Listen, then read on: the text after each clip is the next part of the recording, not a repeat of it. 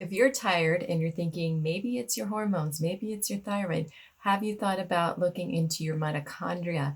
Mitochondria are the powerhouses of our cells, and if they are not functioning their best, we can feel tired. Our brain function might not be very sharp, our memory might not be very good, and just our overall vitality levels are low. So today, let's learn more about mitochondria and how when we maximize their functioning, we can feel our best as far as energy level and brain function go.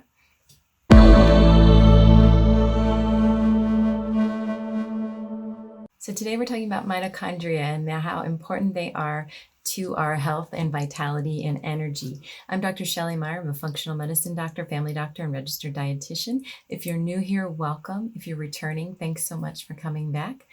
And let's dive in. What are mitochondria? So as you learned in biology class, they're the powerhouses of our cells. They're a very unique organelle with two membranes, and they have their own genome. So they are very, very essential for our health, our vitality, our brain function, even our memory and things like that help us just think more clearly. So how do we make energy in our mitochondria?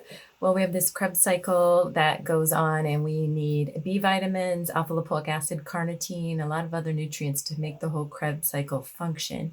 And we make acetyl-CoA, and then that goes and that makes the ATP, NADH, and FADH2, which then that's how we use and make energy, or that's how we make energy, and then we use the energy for our brain function. So how can we help to make our mitochondria healthier? First, let's see if we have the right nutrients. So as I said, B vitamins are essential. So try, if you are feeling sluggish, your brain power is not as good as it was before, memory maybe not as good, try checking with your provider your B vitamins. I like to look at a micronutrient test like SpectraCell. I don't really like to use LabCorp or Quest for this. I also like to use NutrEval or organic acid testing, where you can look at the different markers of the vitamins. Those tests, the NutrEval and the organic acid testing, can also give us alpha lipoic acid, which is very, very helpful in having mitochondria and the Krebs cycle function well. You can also check L-carnitine levels within these different holistic, more functional medicine tests, and we can see if we have enough of that. And another thing that's helpful when looking at mitochondrial function is looking at your genetics. So if you get your 23andMe genetics done and you bring them to a provider like myself that can analyze them with a certain as in a different way, not the way that the information that the 23andMe gives you. We look at it in a deeper way, and we can look at certain certain genetic defects and maybe defects that you might have that could affect carnitine or could affect your B vitamins or your alpha lipoic acid. So that's a great way to help your mitochondrial function, is by looking deeper into your genetics as well.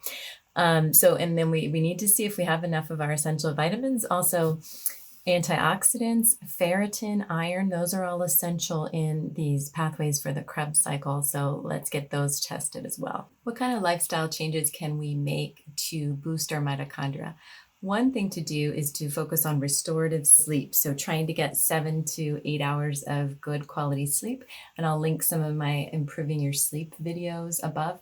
And also in the description down below, there's a great PDF on improving your sleep and improving your brain, or boosting your brain power and reducing brain fog. So please join our email list and you can have access to all those PDFs, as well as some information on the next thing we're going to talk about for mitochondria, which is fasting.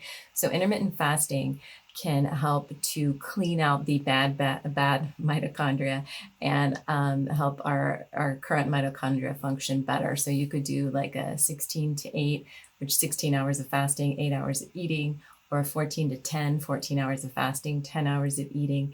And I do have information on that in some of my other videos, and there's lots of information on YouTube about that. But intermittent fasting can help to have more functional mitochondria. And on the same line of thinking as that, a ketogenic diet, so a lower carb, a higher fat, high quality fat diet, can be really essential for mitochondrial health. And again, there'll be a PDF about that linked down below on eating to boost your mitochondrial health. So check that out. So those are all ways that we can look into our mitochondria, research how or look into studies on labs and see if our mitochondria don't have the nutrients they need, and then some lifestyle changes you can make to boost your mitochondria. So please comment down below if you've had any energy or brain fog issues, and if you've tried any of these things or are interested in trying any of the things that are mentioned in this video today. Please like, subscribe, share this with somebody who might be having some struggles with brain function and memory and focus, and they may benefit from this mitochondrial information.